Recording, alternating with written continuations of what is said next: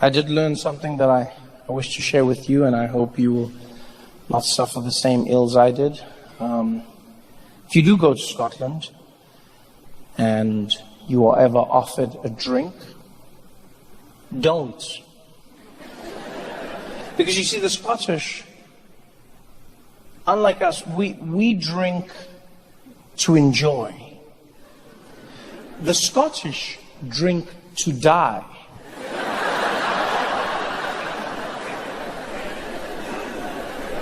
I used to think the Scottish had an accent. I've now learned that's just centuries of people trying not to throw up. That's all that is. Ah, right, what you do, oh, ah. Yeah, that has never had that, oh, ah, you treble dragons, oh, that, oh.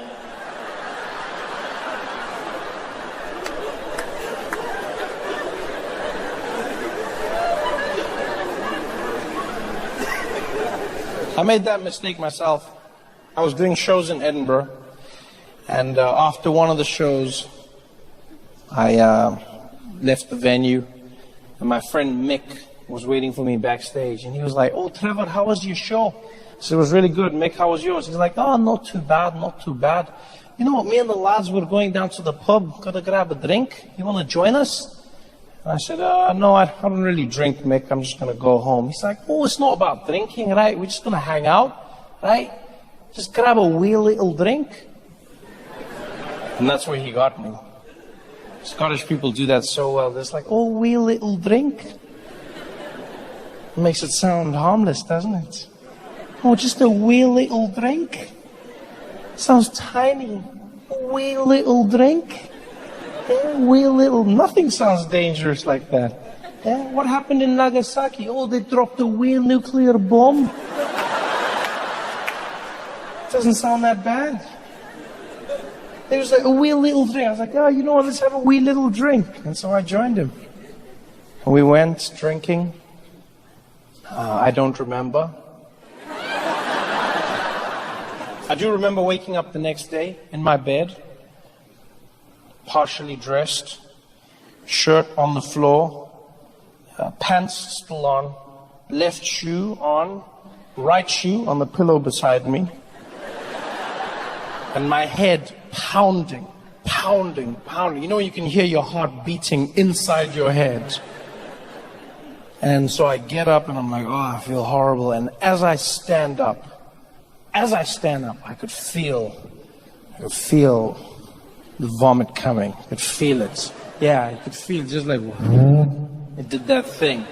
But I held it. I control that.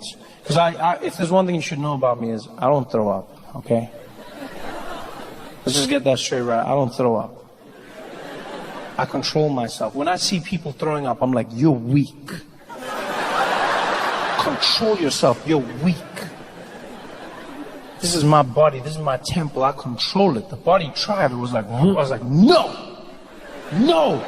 My body was like, "Come on, man. I got it." I was like, "No, what? No, breathe."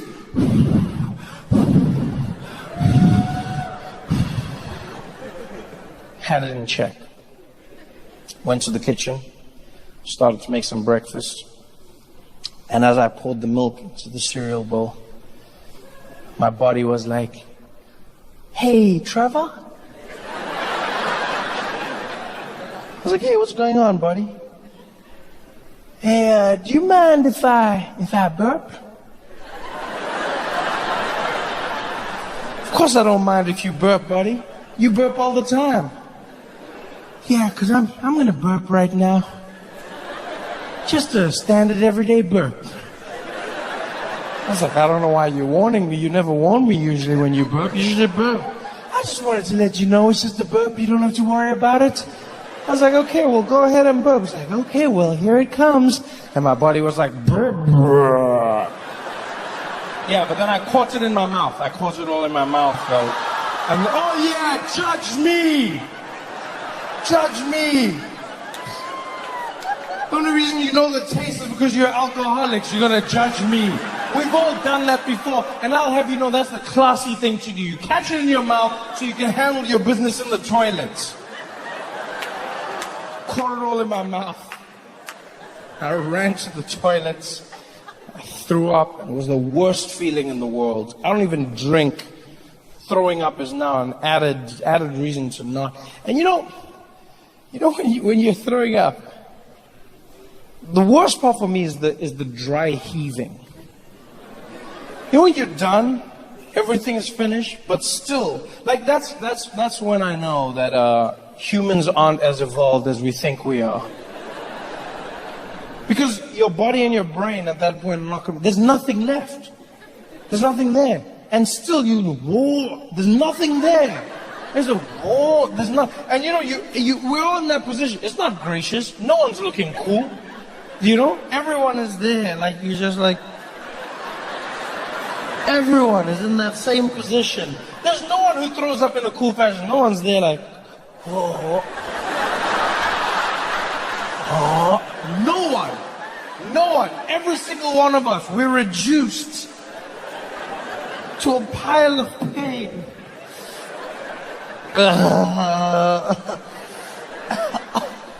Oh, it's finished. It's finished. It's finished.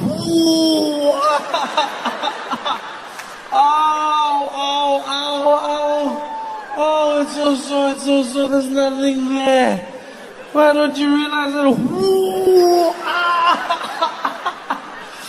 Oh, please, I'm dying.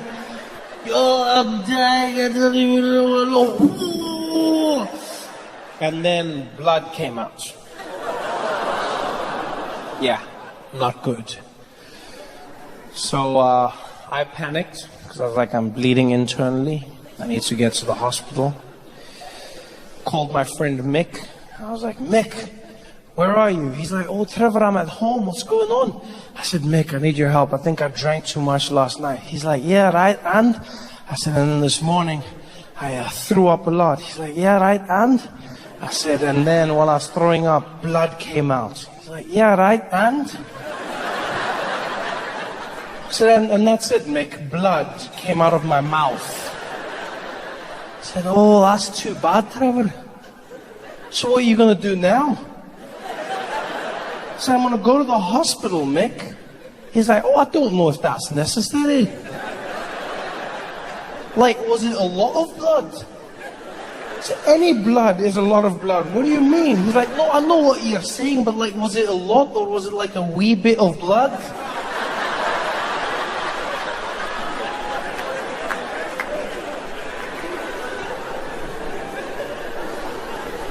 Mick didn't take me to the hospital.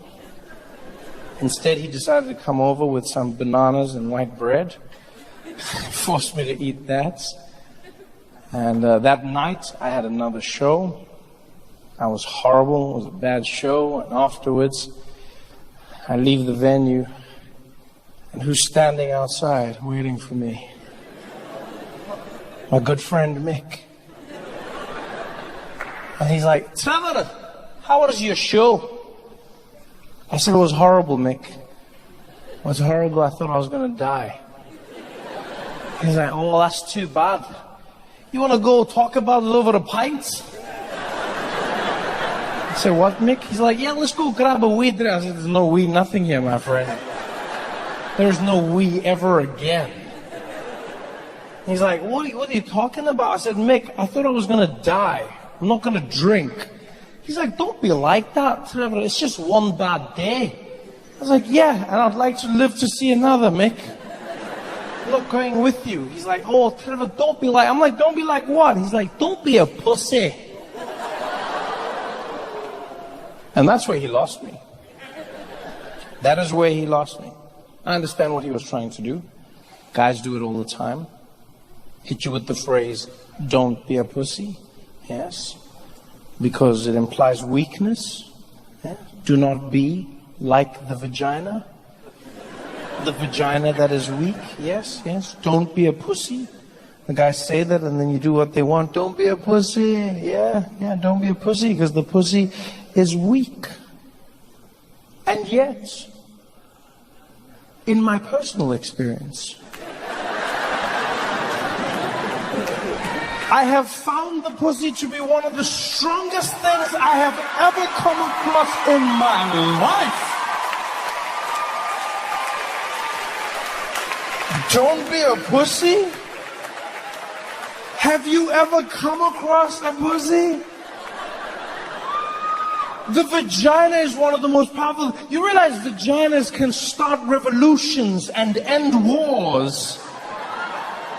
You realize even on a physical level, the vagina is one of the strongest things that have ever existed. Virtually indestructible.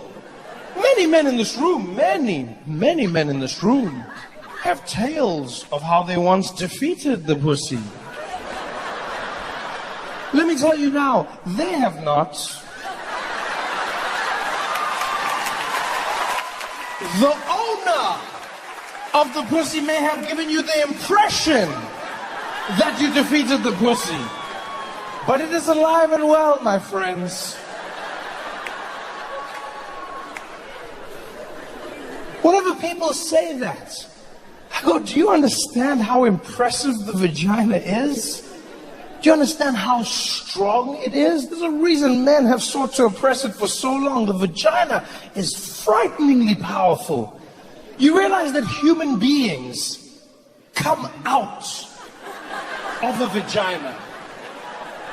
Human beings come out and still it continues to work as intended. Do you understand how impressive that is? I don't know if I'm the only one, but New York, do you understand? A human being comes out of the vagina and still it continues to operate and it continues to work. After a human has just come out, you're saying it's weak? A human came out of the vagina. You just sit on a penis wrong and it breaks. You just